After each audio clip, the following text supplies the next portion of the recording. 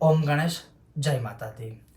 इस नवरात्रि में अनुष्ठान कौन सा करें या कौन सा अनुष्ठान आप कर सकते हैं, तो जैसे मैं अधिक बार नवरात्रि में बताता रहता हूँ, फिर भी आज बताऊंगा कि आप कौन सा अनुष्ठान या कामना के अनुसार या मनोकामना के अनुसार आपके लिए कौन सा अनुष्ठान सही रह सकता है, या फिर सर्व कामना सिद्धि अर्थ है कौन सा अनुष्ठान आपको इस बार माता रानी के लिए या फिर आपकी मनोकामना हेतु करना चाहिए।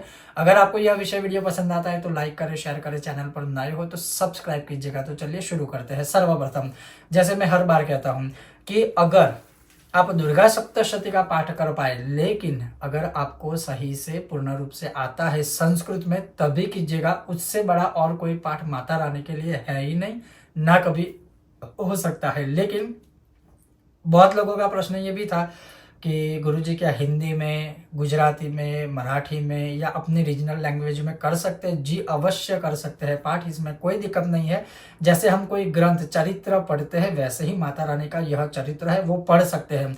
लेकिन अगर आप एक ही बैठक में, एक ही सिटिंग में यह पाठ पढ़ना चाहते हो, करना चाहते हो, तो फिर कवच, अर्गला, किलक क्या पढ़ना चाहिए? तो हाँ, आप पढ़ सकते हो। और अगर नहीं पढ़ेंगे तो कोई दोष लगने वाला नहीं है, क्योंकि जब आप रीजनल लैंग्वेज में पूरा पाठ करते हो तब उसके जो प्रॉपर एकादश न्यास है, शाप किलन विधि है, उत्किलन विधि है, शाप विमोचन मंत्र है, वो भी सब करना होता है, संकल्प भी होता है, तो वो तो आप कर नहीं पाएंगे।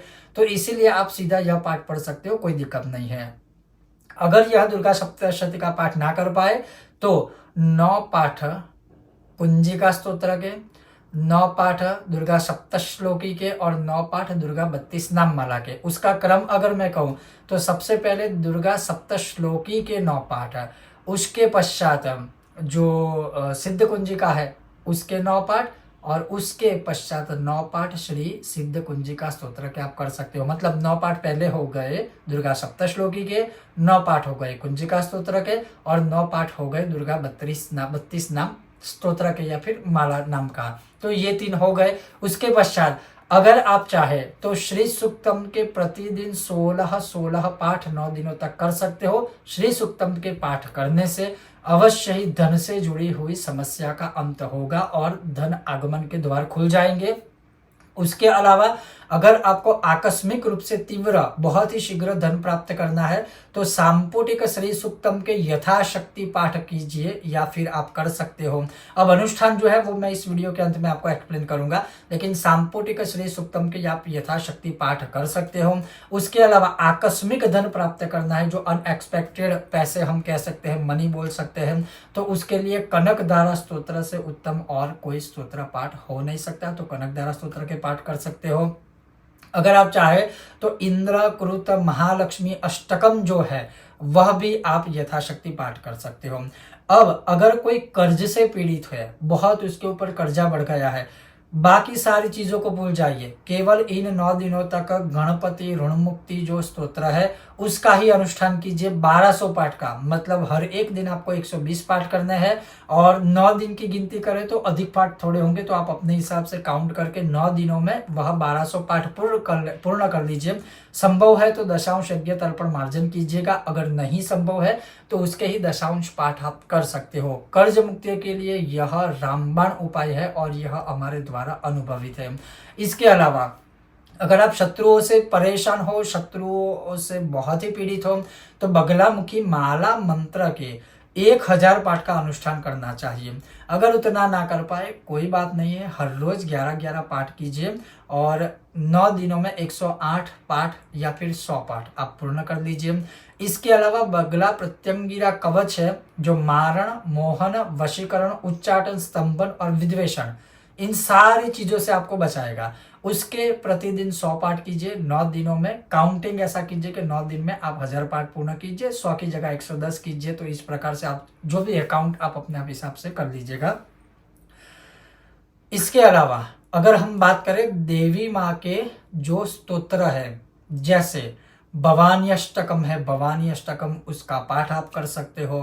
तो देवी माँ के ये सारे स्तोत्र हुए। उसके अलावा जैसे अपराजिता स्तोत्र, देवी अपराजिता स्तोत्र के भी अनुभव हमें बहुत सारे हुए हैं, बहुत सारे यजमानों के लिए हमने किए और अच्छी खासा उसमें रिजल्ट प्राप्त हुआ है। तो देवी अपराजिता स्तोत्र का भी आप अनुष्ठान चाहे तो प्रतिदिन कर सकते हो। अब ये कुछ हो गए माता रानी के पाठ के विषय की बात। अब अगर कुछ हम मंत्रों की बात करें तो आप नवार्ण मंत्र का अनुष्ठान कर सकते हो। जैसे प्रतिदिन 21 माला या प्रतिदिन 100 माला आप नवार्ण मंत्र की, या तो लाल चंदन की माला या तो स्फटिक की माला का प्रयोग इसमें कर सकते हो। नवार्ण मंत्र का पूरा विधान हमने पहले बनाया हुआ है वीडियो, प्रैक्टिकली न्यास विनियोग सब कुछ इसमें है, तो आप वह वीडियो देख सकते हो सर्च करके। उसके अलावा अगर विद्यार्थी है, विद्यार्थियों को विद्या प्राप्त करनी है तो ब्रह्म विरचित श्री सरस्वती स्तोत्र है, जिसके 13 पाठ 9 दिनों तक करने हैं। 13 पाठ 9 दिनों तक करने हैं। उसके पश्चात आप एक पाठ हर रोज कर सकते हो। विद्या बुद्धि ज्ञान प्राप्ति के लिए यह भी एक रामबाण उपाय है। अगर किसी को मंत्रों में रुचि है तो ओम ऐं सरस्वत्यै नमः या फिर केवल एकाक्षरी मंत्र ऐं ऐं ऐं, बहुत लोग ऐंग भी कहते हैं, जो आपको सही लगे आप बोल सकते हो, कोई दिक्कत नहीं है। तो यह जो विधान है वह विद्यार्थियों के लिए बहुत ही उत्तम और श्रेष्ठ रहेगा। उसी प्रकार से रोगों की मुक्ति हेतु, बीमारियों से अगर आपको छुटकारा प्राप्त करना है तो दुर्गा सप्तश्लोकी में तो एक मंत्र आ गया है, दुर्गा सप्तशती का ही, ओम रोगान शेषान पहुंचे तुष्टा। अगर आप चाहे तो केवल इस मंत्र की लाल चंदन की, स्फटिक की या रुद्राक्ष की माला से अधिक ना कर पाए तो एक माला आप कर सकते हो। ओम रोगान शेषान पहुंचे तुष्टा रुष्टा तो कामान सकलान द्विष्टान त्वामाश्रितानम न विपन्नराणाम त्वामाश्रिता ह्याश्रयताम प्रयान्ति। रोगों से मुक्ति हेतु माता रानी का इससे बड़ा और कोई मंत्र है नहीं, ना हो सकता है। तो इस मंत्र की माला आप बीमारियों से मुक्ति हेतु कर सकते हो। इसके अतिरिक्त अगर मैं बात करूं तो इन 9 दिनों में आप महामृत्युंजय का अनुष्ठान कर सकते हो या करवा सकते हो, या फिर मार्कंडेय कृत महामृत्युंजय जो स्तोत्र है उसके प्रतिदिन 11 या 12 पाठ कीजिए 9 दिनों तक। बीमारी और रोगों में आपको काफी वह सहायक रहेगा। इसके अलावा अगर हम बात करें तो हनुमान चालीसा का अगर आपको अनुष्ठान करना है तो इस 9 दिनों में 900 पाठ, मतलब प्रतिदिन 100 पाठ करें, या 1000 पाठ करना है तो प्रतिदिन उसकी गिनती के अनुसार आप इन 9 दिनों में 1000 पाठ हनुमान चालीसा के भी कर सकते हो। बाधा बंधन भूत प्रेत पिशाच आदि सर्व से आपको छुटकारा प्राप्त होगा, मतलब मुक्ति मिलेगी। और उसके अलावा जैसे बहुत लोगों का एक इंपॉर्टेंट प्रश्न है कि हमारे पूर्वजों ने अगर कोई बाधाएं रखी है, मन्नतें रखी है, तो वो अगर हमें उसमें से मुक्त होना है तो कैसे हो सकता है। तो ओम सर्वा बाधा प्रशमनम त्रैलोक्यस्या अखिलेश्वरी एवमेव त्वया कार्यम अस्मद् वैरि विनाशनम, ये 2 तरह से काम करेगा। एक, बाधा मन्नतों से आपको मुक्ति देगा, और दूसरा, शत्रुओं से परेशान हो तो यह मंत्र शत्रु अस्मद् वैरि विनाशनम, शत्रु का बल बुद्धि क्षय करने वाला है, तो आप इसका प्रयोग कर सकते हो। इसके अलावा अगर हम बात करें अन्य देवी देवताओं की, जैसे आपके इष्ट देवता, ये जरूरी है कि शारदीय नवरात्रि में शरद काले महापूजा की क्रियते या वार्षिकी, माता रानी की पूजा का तो विशेष महत्व है और वो करना भी चाहिए, चाहे कोई भी विधान करे। लेकिन अगर आप अपने इष्ट देवता की भी उपासना इस 9 दिनों में मूल मंत्र अगर आप करते हो, या फिर जैसे गुरु मंत्र है या कोई भी मंत्र आप जपते हो, तो इन 9 दिनों में अगर वो मंत्र का भी आप मंत्र जाप करोगे तो भी आपके लिए बहुत ही लाभदायी होगा। इसके अलावा अगर हम बात करते हैं सहस्त्र नाम पाठों की, तो गणेश सहस्त्र नाम स्तोत्र, ललिता सहस्त्र नाम स्तोत्र, विष्णु सहस्त्र नाम स्तोत्र, अगर आप यह पाठ इन 9 दिनों में करेंगे तो ये भी एक प्रकार की कलयुग की औषधि के रूप में है, जो सभी कामनाओं की पूर्ति करने वाले यह 3 महान सहस्त्र नाम है। शिव सहस्त्र अन्य देवी देवता के भी है, उसमें मैं मना नहीं कर रहा हूँ, लेकिन ये 3 महास्तोत्र है जो इन 9 दिनों में आप पढ़ सकते हो। इसके अलावा अभी हम बात करें यज्ञ के विषय में, तो नवचंडी यज्ञ से उत्तम यज्ञ इस नवरात्रि में हो ही नहीं सकता। तो वो एक है, वो ना करवा पाए तो धन आदि प्राप्ति हेतु घर में सकारात्मकता सब बनाए रखनी है तो श्री सूक्तम का यज्ञ सर्वोत्तम रहेगा, जो आप स्वयं भी कर सकते हो। उसका भी प्रैक्टिकल वीडियो हमने बनाया था, आप हमारे चैनल पर देख सकते हो। तो कहने का तात्पर्य है, जैसी कामना वैसा ही आप अनुष्ठान इन 9 दिनों में कर सकते हो। अब बात रही अनुष्ठान के विषय में, क्या जो मैंने आपको सारे मंत्र स्तोत्र बताए, क्या सभी करने की आवश्यकता है? सभी करने की कोई आवश्यकता नहीं है।